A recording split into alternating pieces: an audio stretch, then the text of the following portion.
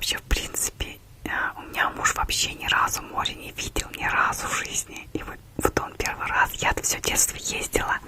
Вот. А потом мы в свое время, ну, часто собирались, часто такие собирались. Не так непривычно, без микрофона, без этого, без своего... Ой, я уж так прям не могу без своего голоса, чтобы не слышать. Ну, надеюсь, хороший голос, я очень надеюсь. Вот, не подведи мой старенький микрофончик. Вот.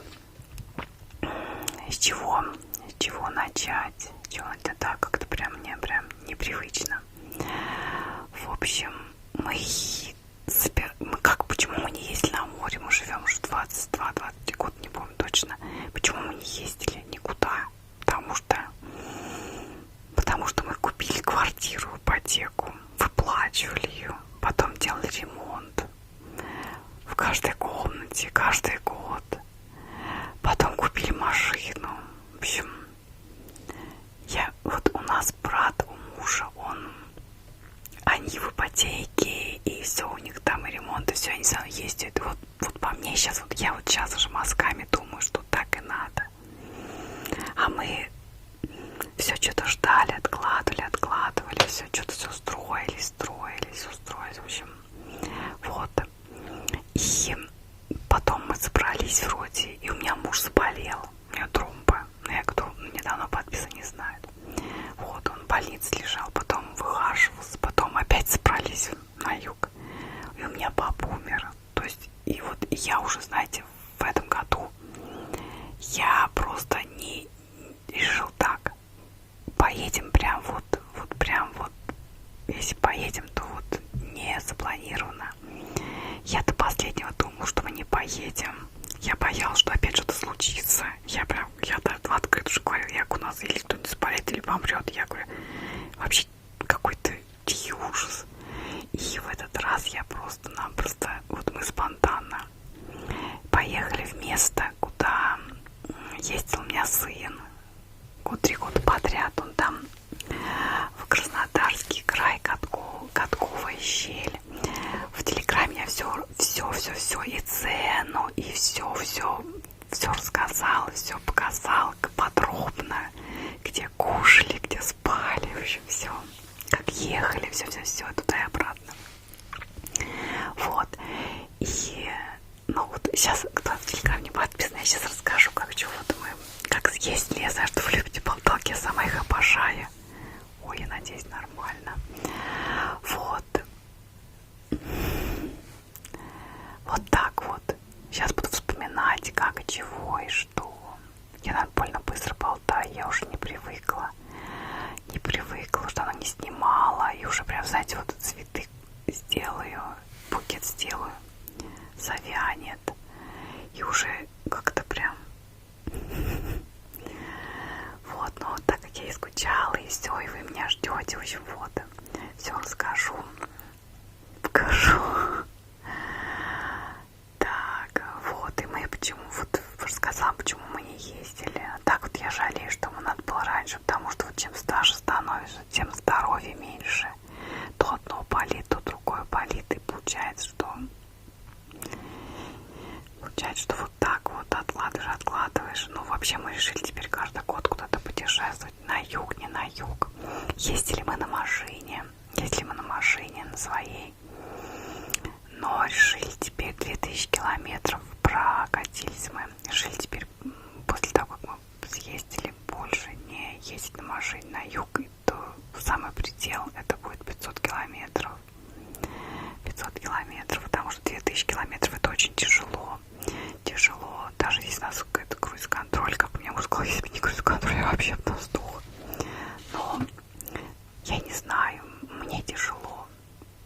Если бы, конечно, нет, туда мы ездили, мы, конечно, поспали. Вот я тоже показывала в Телеграме, такая хорошая квартира, прям не квартира, даже дом. Там, ну не дом, а какие-то построения такие, но очень уютные, классные, дураки. 4000. Считается, 4000 заплатили, мы приехали в 10, уехали в 3. Но я нисколько не жалею, потому что мы там нормально отдохнули. Но на машине тяжело ездить. Не знаю, может быть, в каком-то возрасте. Да и опасно все равно. Вот едешь столько. Мы вот, пока поехали на бесплатной дороге. Ой, сколько животных видели, сбитых. Ну, все равно как-то... Это же стресс и вообще. А кто знает, как ты поведешь себя, когда на тебя лиса бежит красивая такая и вообще. Вот по платной дороге там все аккулюторно, там прям все сеткой, лесосеткой огорожен. Никого, никаких этих. Все нормально, вся дорога чистая, все освещенное, ночью ехали. Все освещенное. В общем, и думаю, нет, я лучше переплачу и поедем на поезде. На самолете я побаиваюсь, а на поезде я, ну, лучше бы я на поезде поехали. И отдохнуть, а что у меня муж не отдыхает, едет тут с пара, говорит, я сама устал, как собака.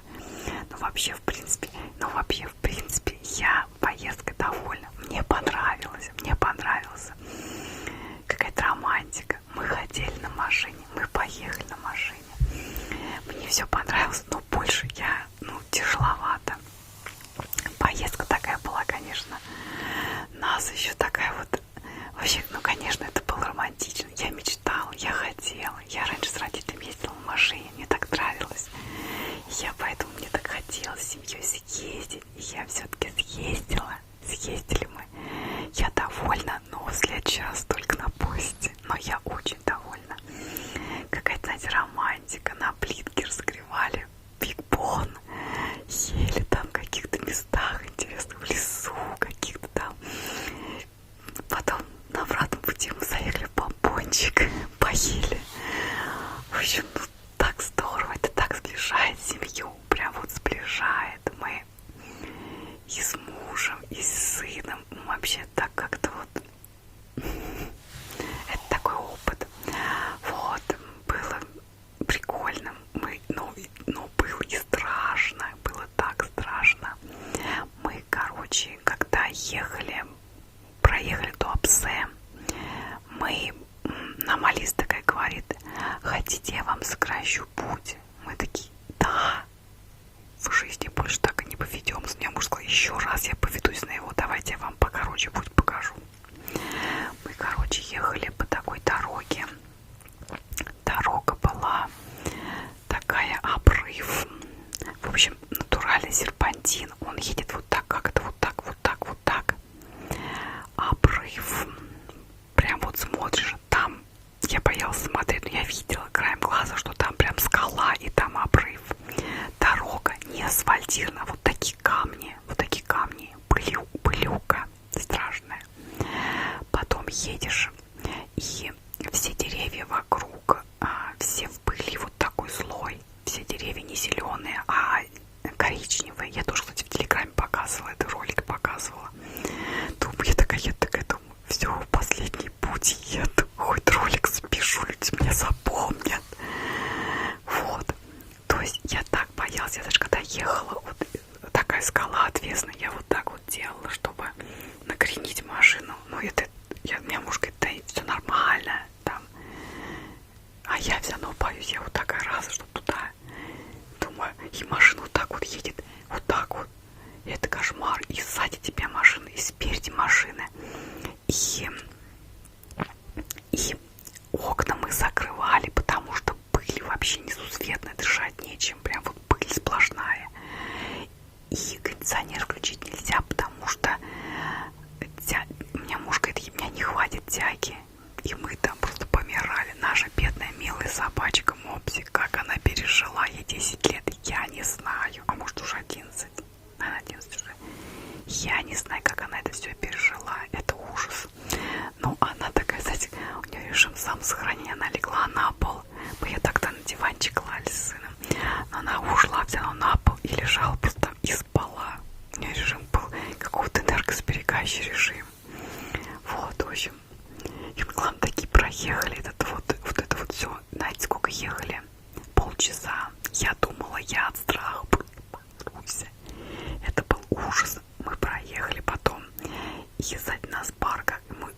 Кто-то нас обгонял, кстати, местный. Но потом он встал и стоял там, сломался. Потом видел ужасные глаза женщины, которая встала тоже. То есть они сломались и встали, потому что там дорога была просто камни вот такие, по этим камням ехать. стоит такая, глаза вот такие вот. Я тоже еду, у меня тоже такие. То есть я, ну, ничем не можем помочь. И они с мужем стоят такие в панике, что дальше делать. В общем, мы когда доехали, нам кто хозяин этого гостевого домика, у Эммы мы были, Сероб Макарыч, он сказал: если в следующий раз поедете и увидите дорогу, разворачивайтесь назад, не ездите по ней, сразу назад. Там можно по-другому, через Туапсе как-то по-другому дальше, но без этой дороги. Но там дорогу прям ехали. Видимо, я вообще бы, если честно, закрыл бы, вот я на месте Ласи, я бы закрыл дорогу, чтобы туда даже никто не ездил. Потому что мы поехали просто потому, что не знали. А там дальше больше, и уже думаем, ну, все. Вот. Эмоции зашкаливают. А такие поехали дальше, едем такие, в переезде встали, и сзади нас машина. Ну, а переезд там надолго закрылся, минут на 10. Мы стоим такие, а сзади нас пара. Знаете, вот лет, может быть, под 60. И у меня муж, он такой вышел, такой поболтать, типа, ну, он вообще такой у меня дружелюбный. И типа, как это вы нормально пережили эту поездку, когда они за нами ехали? Муж такой: нормально. И жена такая ходит: а мне нравится. Я думаю, да, дур, что ли, нравится. Во-первых, это страшно, опасно. Ну, я не знаю, это, ну, обычно уже к 60 годам мозги тоже должны как-то присутствовать. Да и машина убивается. Эта машина просто, я Паш говорю, вот представляешь, говорю, ты мне, говорю, ругался в сад, тебе тяжело ездить, там эти буераки одни. А тут, он говорит, ну да, это просто, ну, это вообще даже просто камень на камне. В сад ты едешь чуть-чуть, там проехал 2 минуты, а тут просто полчаса вот по такой дороге, вот по таким камням. Бедная машина, как она вышла. Это ужас. И вот мы такие: ой, раньше, ой, это дешевле на машине проехать, это дешевле. Ничего не дешевле. Во-первых, на бензин, ну, где-то 8 или 9, я точно не считала. Потом плата дороги 5000. Но это ладно. А если сломается чего-то? И вообще, ну, вот у меня у мужа брат, он съездил, он потом, по-моему, я не помню, 1000 на 40, что ли, ремонтировался. Так дешевле реально на поезде съездить. Потому что, ну ладно, у нас машина вся, ну, новая достаточно, как новая, ей лет уже 5. Ну, она вся с салона, она новая. Если бы мы поехали бы на своей старой машине, мы потом ее лечили настолько же, насколько и на поезде билеты бы взяли. Поэтому, если учесть, какая будет потом, вот я говорю, у мужа, у брата, у него он на лысой резине приехал просто. А резина сейчас сколько стоит? В общем, нисколько не держали на машине. Нет, мы такие же думали, приедем, будем кататься там в Сочи, поедем еще туда-сюда. Мы приехали и тупо отдыхали, никуда не хотели ехать. А я еще думала, а вдруг мы врежемся в кого-то там такая. Если честно, вот Нижний Новгород, мы в области живем, но в Нижний Новгород ездим там по магазинам туда-сюда, в поликлинику. Вот, тогда там, ну, как бы достаточно такая напряженная дорога. Ну, много там народу ездит в Туапсе, больше 100 градусов. Там видно вот эти отдыхающие номера. Я сидела только, ага, это из Пензы, этот из Кабардино-Балкарии, это еще откуда, это из Москвы, это оттуда, это местный. В общем, я сидела, только смотрела, народ, просто кошмар, просто кошмар. Вот, но потом, когда мы доехали, я, конечно, так устала. Я устала так, что когда мы приехали к морю, моя радость улетучилась. Я такая смотрю на море, покой без, я поперлась. У меня, я еще когда выезжала, думала, перед тем, как выезжать, я помню, я в Телеграме ролик тоже снимала, куда я еду, зачем, у меня же рай здесь. Мы жили в саду месяц-полтора или 2. У меня там рай, вот понимаете, вот в саду у нас рай. У нас и фрукты, овощи, речка рядом, тепло, солнце.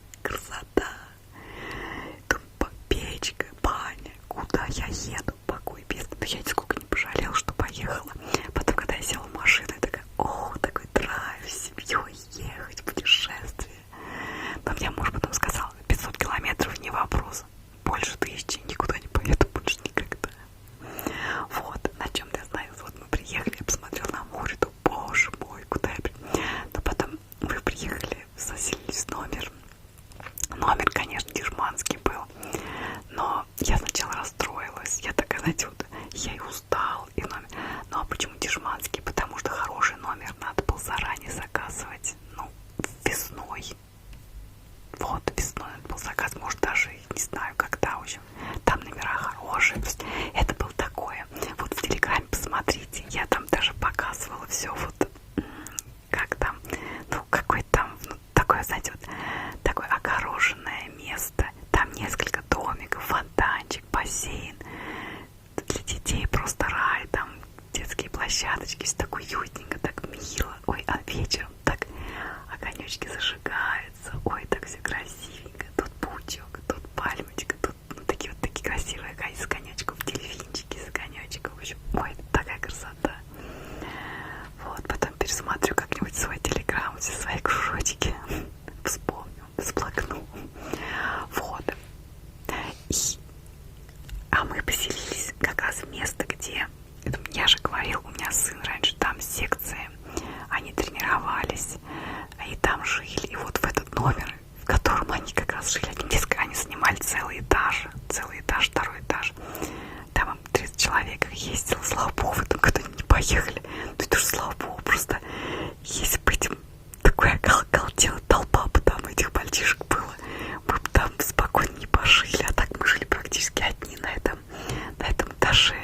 Все в хороших домиках жили, а мы в этом вот за 2000, зато хороший 4-5, наш был 2. Ну как, с нами жила еще одна семья, тоже по бюджетному, у них было 2 детей, и они из Воронежа, мы познакомились, так, мы так маленько даже подружились, мы там игрушки им подарили.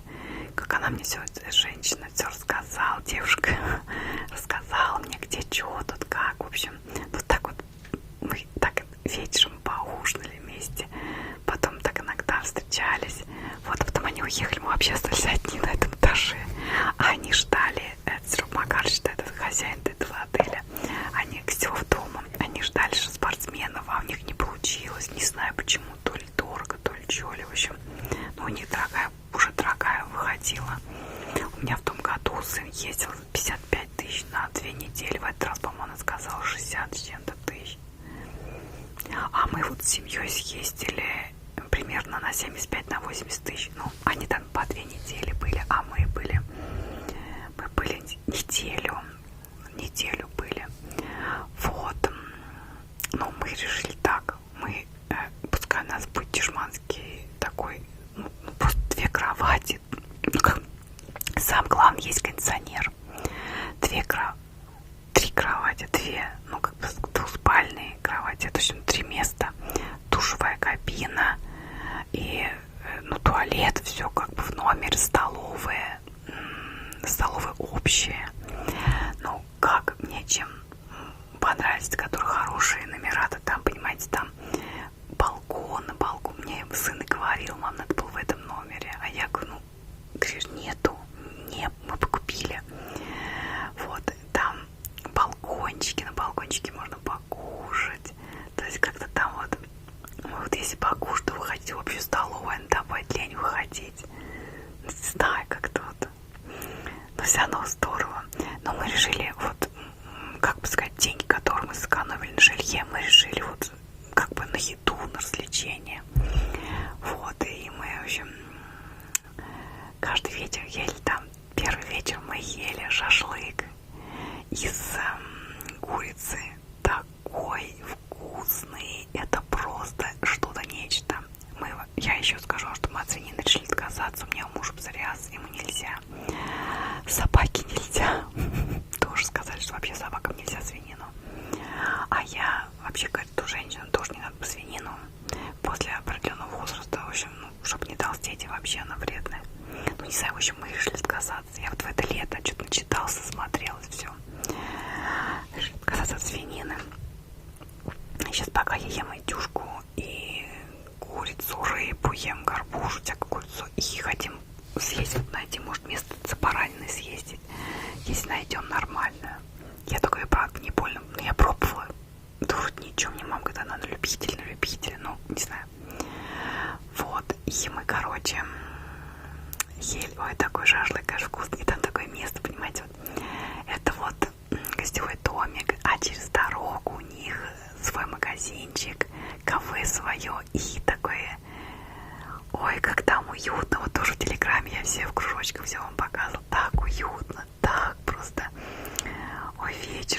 лампочки зажигаются, там музыка, так, какая-то так расслабляющая.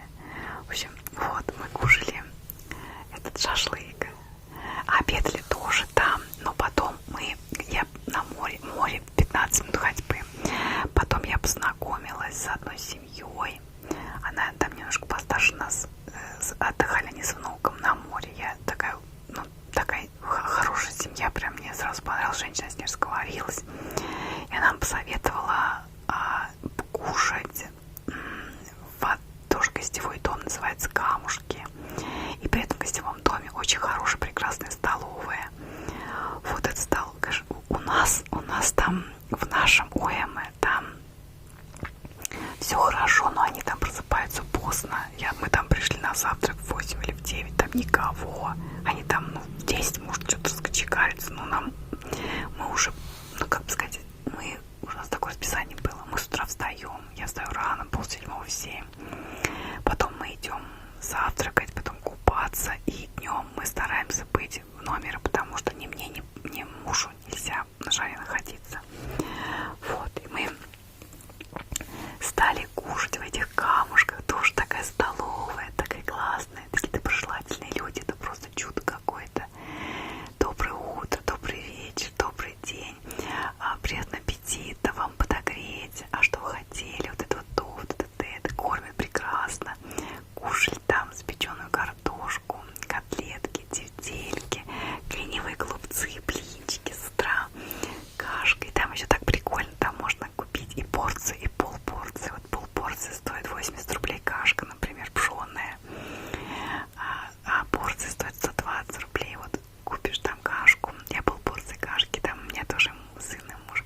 Потом они яичницу берут, я блинчик, потом омлет я брала, потом что еще брала?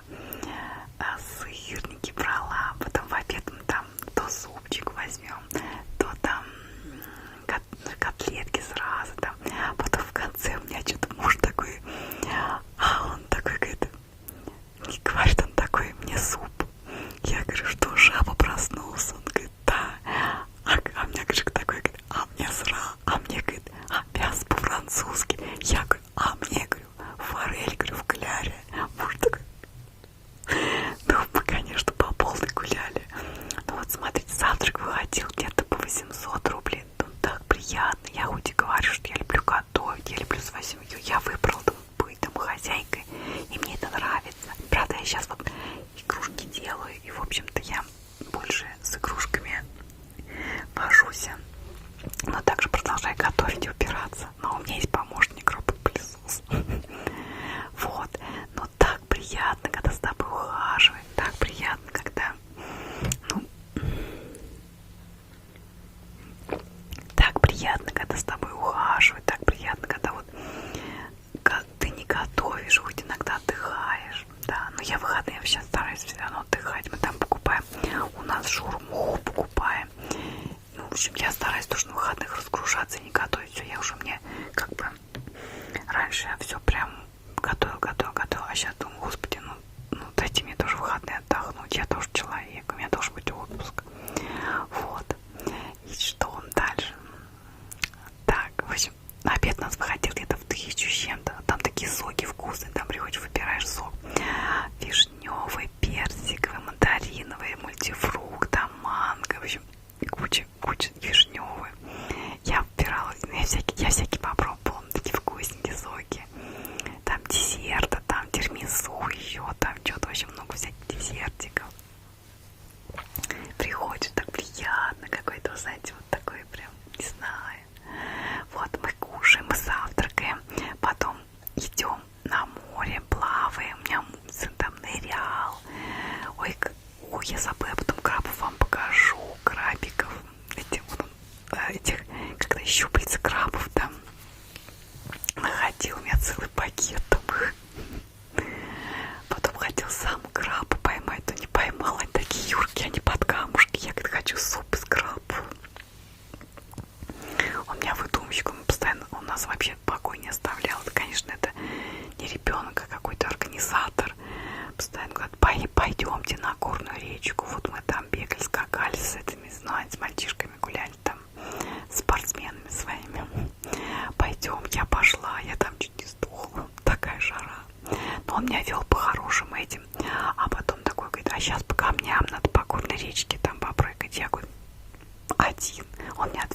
Ой, и пошел.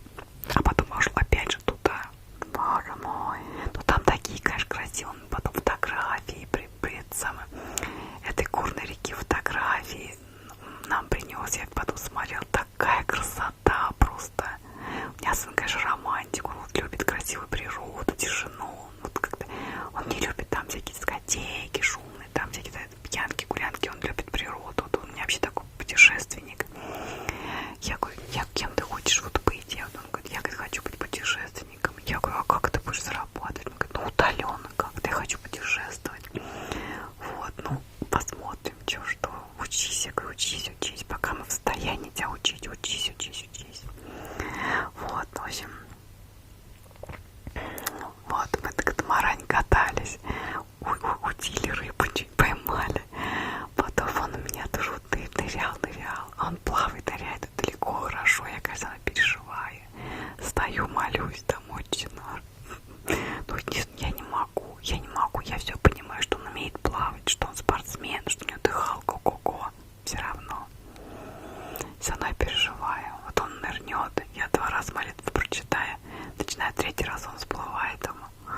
О, слава богу, потом где-то потерплю полчаса, говорю, все, говорю, отбой, пошли на берег, я отдохну морально, я себя переживала. Вот, но все равно, знаете, вот потом мы идем обедать, тоже вот в эти камушки. А потом вот мы купаемся, мы после купания идем покупать фрукты. Мы покупали фрукты всегда одной и той же девушки, Валентины. Я как-то покупал, мне нравилось разговаривать с местным, и там инжир купим у женщины, я разговаривала с ней там, откуда она, что она русская, муж, они адыгейцы, это вот, мы почитали адыгеи, это адыгейский сыр, мы едим, я люблю адыгейский сыр, вот, это адыгейцы, и она говорит, я вот приехала и осталась, в общем, тоже так интересно, потом еще с одной женщиной разговариваю, вообще, я так люблю, как судьбы людей, это так интересно, вот, а эта девушка Валентина, и мы каждый день покупали то арбуз, дыню, персики, там, покупали персики, потом, что еще покупали, ну, потом, да, чай купили, это лукум вкусный, у него прям, чай вообще обалденный, вот, и мы с ней разговаривали такие, мы же привезли игрушки, целый пакет, я такая, я говорю, в общем, она мне продала все игрушки, и я на эти деньги накупила подарков всем, лукум, кучу, чая там, в общем, вот, в общем, и я говорю, вы сделайте наценку себе, ну, чтобы вам выгодно было, она говорит, нет, я боюсь, я не успею, пока я там уже в конце ей дала, да, она говорит, я боюсь, не успею там продать, вам деньги отдать.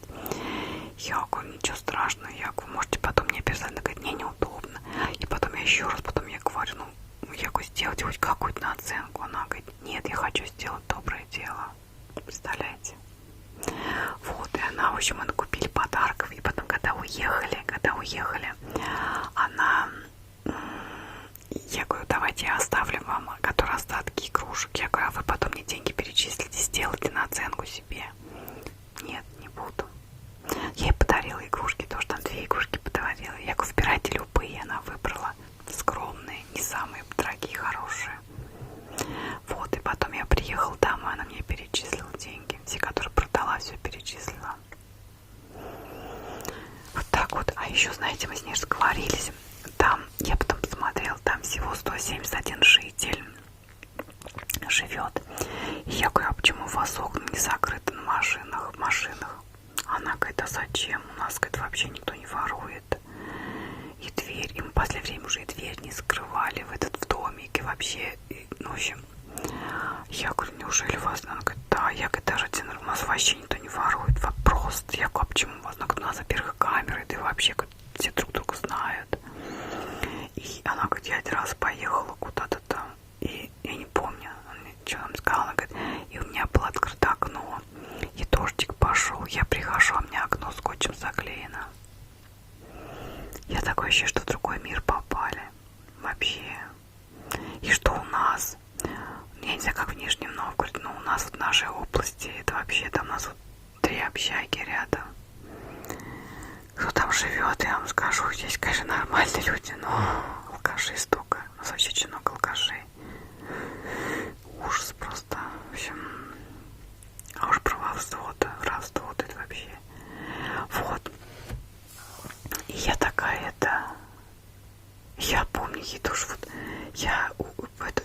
те карточки не было. Она говорит, потом деньги заплатить, я потом приду, там, сыну пошлю еще что-нибудь. В общем, я говорю, какой, кстати, вот идешь 8:30 в 9 вечера, тишина, отдыхающий, я вообще не боялась.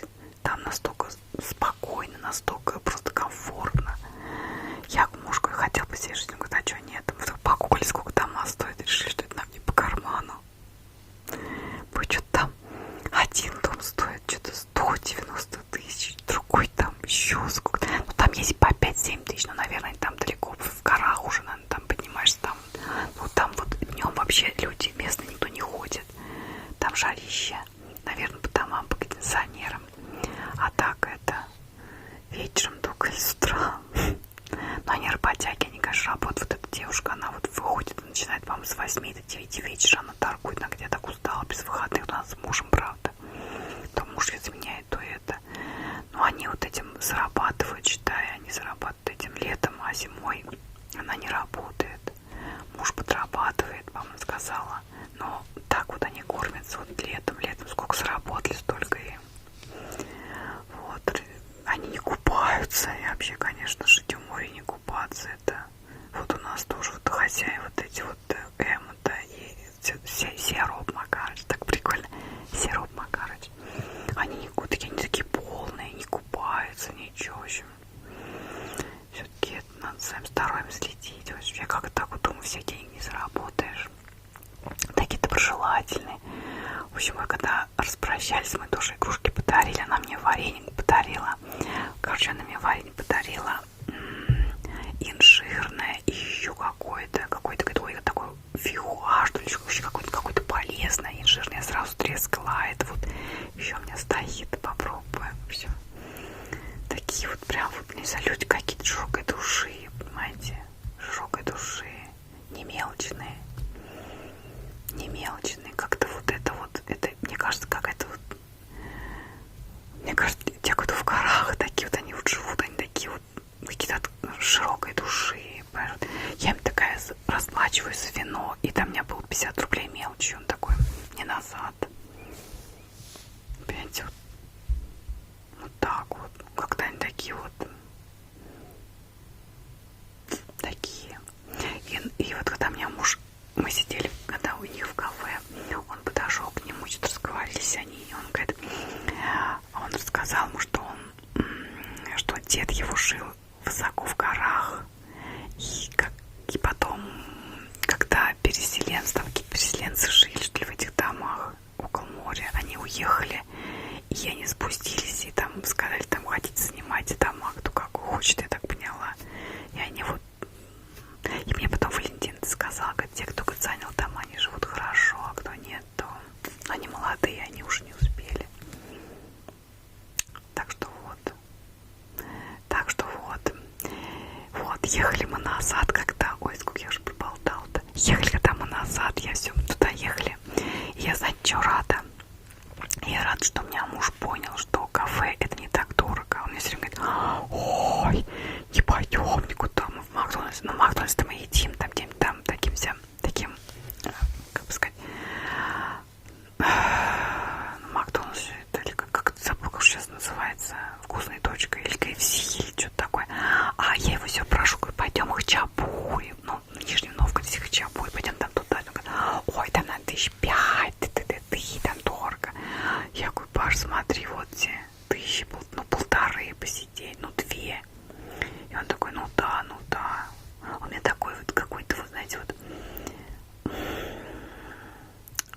мне вот хочется там, а он такой вот очень экономный такой. Но все равно вот в путешествии в этом он как-то более раскрепостился и жабку свою задушил, жабку. Я все хочу Хачапури в Нижнем съездить в парке Швейцарии, там Хачапури, там такое красивенькое. Хочу посидеть там, не знаю, я люблю вот это все. Вот. Просто посидеть в кафешке. Мне муж такой, я сам тебе суши сделаю, сам тебе все сделаю. Я говорю, нет, я хочу красиво одеться и посидеть в ресторане. И вот. И, в общем, мы ездили в этом, не знаю, какой город, там был, вот где мы были. Там, может, кто-то знает, знаменитый какой-то там, в общем, кафе «Пингвин». Там очень вкусно вкусный хачапури делал. Уж так его хвалили, так хвалили, только народ там. Приехали туда, а там, который продавец, такая хамка. В общем, у меня муж с ней такой сразу такой, позовите хозяина. В общем, она, в общем, маленько ее привел в чувство. Вот. И, ну, пиво карамельное было вкусное, ну, но дорогое, что-то. Хачапури 170 рублей, ну, вкусные, но я бы не сказала, что прям вот так, как сказали, прям, ой, прям невозможно вкусно. Нормальное, обыкновенное хачапури, ну, не знаю. Вот. Ну, пиво, конечно, вкусное, карамельное. Но 450 рублей за 1,5 литра. Ну, ладно, попробовали, ладно, поехали назад. Но мне не понравилась какая-то продавщица, уж больно там была такая хамоватая, такая хабальстая. Мы приехали из такого рая, где все там тю-тю-тю-тю-тю, и тут вдруг тебе тут фу, в общем, я уехала с плохим, не плохим настроением, а просто такая уехала.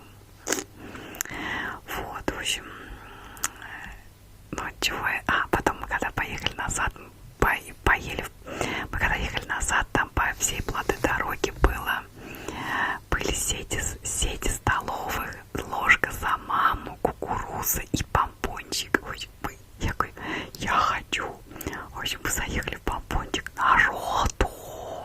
Ну там цивилизация, там хороший туалет, прекрасный, такая все, там, по-моему, даже душ можно принять, я что-то не помню, но вроде, ну, в общем, прекрасно покушать, но еда дорогая и очень мало. В общем, мы на 1000 рублей вообще ни о чем, просто одна малюсенькая сосиска, никчемная, такая малюсенькая, невкусная, совершенно такая обыкновенная, ложка картошки 250 рублей. И у меня муж на 500 рублей набрал кофе, говорит, говно, и оно очень это дорогое. Но в принципе я бы сказала, похоже на Макдональдс. На Макдональдсе вкуснее кормят. Это какой-то, не знаю, может там помпончики самые вкусные, но кофе вообще просто отстоящий какой-то. Горько невкусно. Мы потом в какой-то там, в городке каком-то сапожок пили кофе. Латте обалденные, дешевле и вкуснее намного. Я сама не больно кофе люблю, не фанат. Но мне очень понравился там кофе в Сапожке. Городок Сапожок, но это уже Мурманская область, что ли, что-то такое.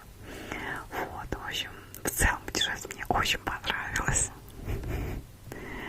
В следующий раз, может, туда поедем, может, в другое место поедем, не знаю. Мужу понравилось, хоть я и переживала, что он скажет, что я устал, та-та-та, бла-бла-бла, ну. Вот. Потом, когда приехали, у меня сын поехал к дочке в Чебоксары на Метеоре. Ну ладно, это я потом расскажу. Что я уже много наболтала. Я не знаю, как получится на этом микрофоне. Вот сейчас скажу, что у меня микрофон-то старенький. Новый микрофон у меня, его нужно на новом микрофоне, если записываешь, то у меня потом все сводит звук с видео муж. А он у меня лег в больницу. У него псориаз, он уже лет 8 мучается, а тут что-то совсем его замучил. И мы решили его положить в больницу в Нижнем Новгороде. Я просто нашла чисто случайно в аптеке. Мне женщина сказала, и разговорились. Мы поехали туда платному врачу, и она положила бесплатно его в больницу. Вот сейчас он у меня лежит, лечится, говорит, что вроде получше. Вот, решили его пролечить. Вот. Так что вот, и поэтому я не умею. Он мне видео записал, как записывать. Ну, я решила на старенький записать. Вот. Ну, не знаю как. Если нормально, я потом дальше расскажу, как у меня сын съездил в Чебоксары. Еще много-много чего. Чмоки.